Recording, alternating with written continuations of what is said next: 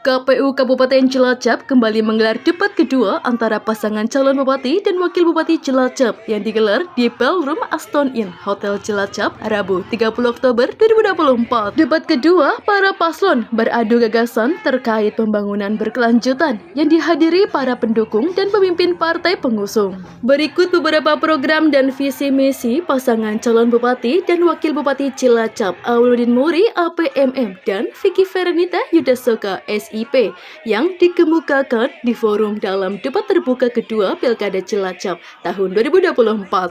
Pasangan nomor urut 4 API Awal Vicky yang pertama menyampaikan bahwa anggaran pendidikan di Kabupaten Cilacap ini sudah melebihi mandatory spending atau batas dari Kabupaten Cilacap 20%. Sekarang anggaran pendidikan sudah mencapai 36% di Kabupaten Cilacap. Upaya yang kita lakukan adalah terkait dengan Madin Pesantren TPI adalah yang kita sudah lakukan kemarin adalah memberikan hibah kepada para Madin Pesantren dan TPI ini sebanyak 5 miliar. Untuk ke depan kita akan tingkatkan sehingga perhatian kepada guru-guru ngaji, para kiai pesantren akan ditingkatkan terkait dengan kesejahteraannya sehingga mereka bisa menikmati dari hasil mengajar di pesantren Madin tersebut. Terima kasih. Terkait dengan anggaran, bagaimana kita mengalokasikan anggaran untuk kaum marginal, terpinggirkan dan minoritas ini, yaitu dengan tentunya pertama kita berpatokan kepada undang-undang aturan yang lebih tinggi sampai ke bawah yang mengatur tentang APBD. Ya. Setelah itu, di situ ada terkait dengan bagaimana alokasi masing-masing pendidikan, kesehatan dan lain sebagainya. Setelah itu, masing-masing OPD yang memberikan pelayanan ya kepada masyarakat, kepada kaum marginal dan sebagainya untuk memprioritaskan anggaran-anggaran tersebut bagi pelayanan-pelayanan bagi kaum-kaum yang termarginalkan. Misalkan di bidang pendidikan, anggaran diperbanyak terkait dengan bagaimana membuat sekolah-sekolah inklusif, sekolah yang bagi kaum disabilitas dan sebagainya, termasuk mungkin menambah sekolah-sekolah, mengusulkan kepada provinsi untuk membangun sekolah-sekolah SDLB yang saat ini baru ada 1 di wilayah kota, sehingga yang jauh-jauh kurang. Termasuk di bidang kesehatan, pelayanan di rumah sakit harus diprioritaskan anggaran infrastruktur yang mempermudah kaum-kaum ini sehingga bisa lebih mudah. Intinya APBD ini harus efektif dan efisien.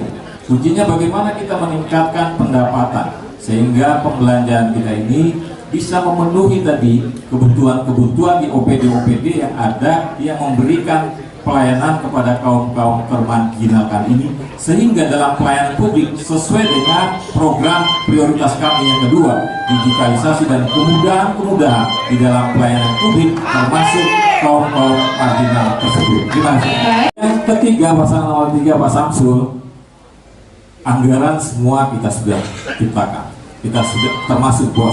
Yang saya akan tanyakan apa yang dilakukan Pak Samsul selama 5 tahun dari wakil bupati. Terima kasih. Tadi sampaikan bahwa PAD kita 25% dari pendapatan kita. Data yang benar sebenarnya sekitar 20-21% dari pendapatan.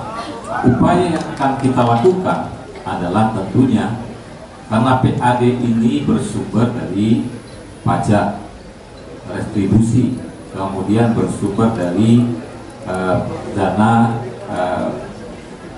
bagi hasil atau keuntungan dari BUMD atau perusahaan daerah yang ada di kita dan pendapatan lain yang sah. Oleh karena itu, kami tentunya banyak dipertanyakan oleh masyarakat. Kok ada PBB gratis?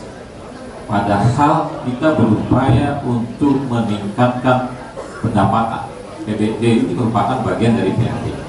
Caranya adalah kita mengurangi PBB dengan gratis ini, tetapi kita meningkatkan pendapatan-pendapatan antaranya dengan mendatangkan investor-investor dari luar untuk masuk di Kabupaten Cilacap, itu otomatis akan meningkatkan.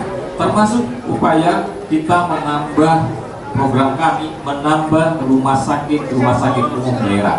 Yang ada sekarang baru 2. Nanti kemungkinan akan kita tambah di daerah Sidoarjo dan juga di daerah Kroya, sehingga itu akan bisa menambah juga pendapatan yang ada di Cilacap. Dengan pendapatan yang meningkat, salah satu target kami adalah mencapai pendapatan 1 triliun, sehingga nanti bisa menyumbangkan bagi belanja yang ada di Kabupaten Cilacap. Terima kasih. Apa upaya-upaya yang dilakukan dengan kondisi bahwa di Cilacap banyak proyek strategi nasional tapi banyak kewenangan pusat?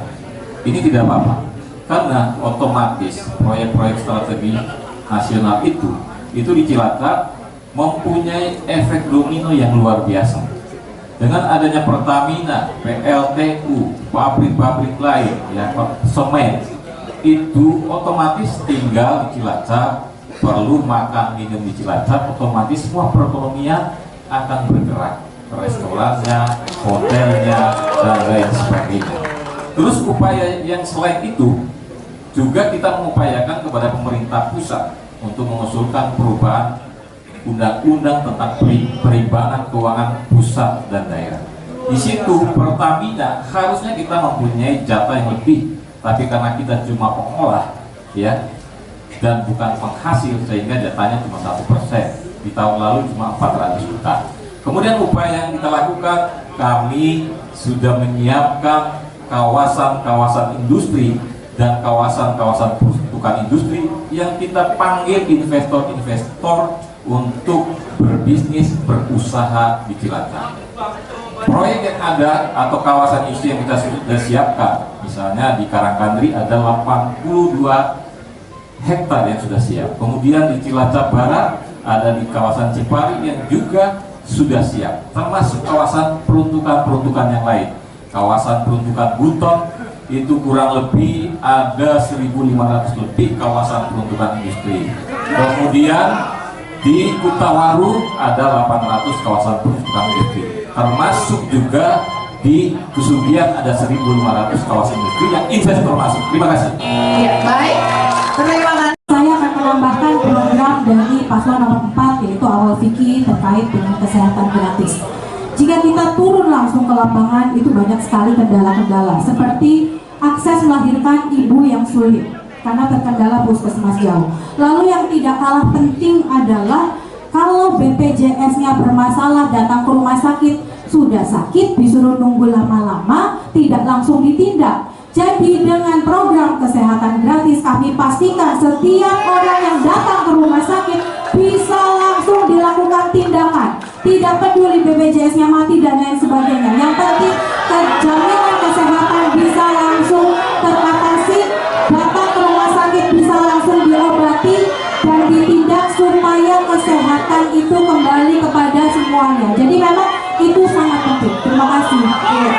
Akan kembali kepada program kami, yaitu menjadikan Cilacap sebagai kabupaten kreatif. Karena dengan adanya kegiatan-kegiatan yang bermanfaat, juga pelatihan untuk mengedepankan sumber daya manusia yang ada di Kabupaten Cilacap dari segala usia, baik itu usia pemula, itu bisa menjadi kegiatan-kegiatan yang mengalihkan dari pernikahan dini. Dan dengan adanya antisipasi dari pernikahan ini bisa diharapkan menjadi salah satu solusi untuk mencegah maraknya perceraian. Tapi bagaimana jika sudah berumah tangga?